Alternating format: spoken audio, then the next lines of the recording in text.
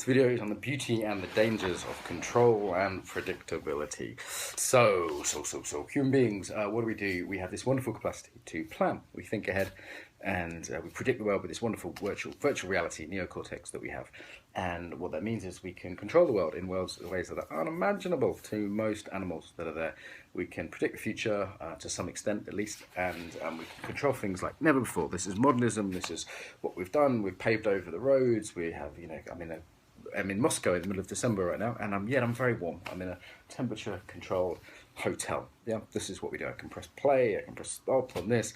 We have an environment designed to control us, right from our clothes to the working office to the time I'm looking at. So I see my friend, for example. So this is what we do. We live in this prediction and control world.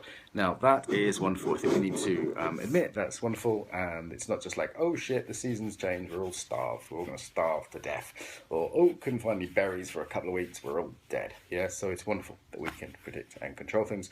And then we could say, how far do we want to take this? I was in the street in Moscow the other day, and here they have traffic lights, red and green, like we do anywhere else. But what they have is a timer. They have a countdown. So Russia's a fairly traumatized population. It's one of the most traumatized in the world, I'd say, actually. And one of the things that comes with trauma is this increased desire for prediction and control, because if the world's a dangerous place, you want to control it, right? So you might see in traumatized countries this happen more, or the other way. There's no control. Go to complete chaos. You see that in Israel. I love this. I loved it. It's like, oh my God, yeah, I've got 30 seconds to wait, exactly 30 seconds. I can predict it. I know how long I've got to wait. And there we go. Sounds good, right? So what are the dangers of this? Well, the dangers of this, we can't control anything. What? But I thought you said, yeah, we can't control anything, right? Like you're watching this and you could have a brain aneurysm or a heart attack, by the end of this. You can't even control your own body, right? You can just die.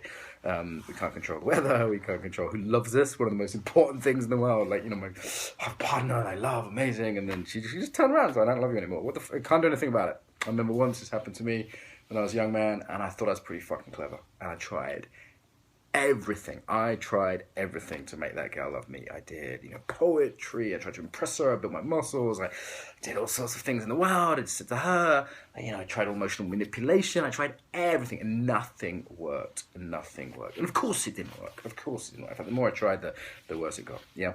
I see parents trying to control their children. Well, we can obviously parent people, can bring kids up, but can you control them? Can you fuck? Just to work with kids, you can't control them at all. They're chaotic. You can't control a dog, let alone a kid.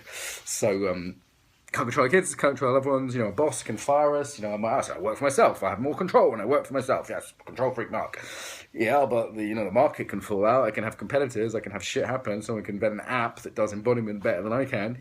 Shit happens. This happens in business all the time. There's companies that have 200-year plans. In Japan, big on prediction and control in Japan. Part of the culture, order, the wa they call it, the orderness, the sense of harmony and order that exists. It also kind of means peace as well. So you see how big a concept there is.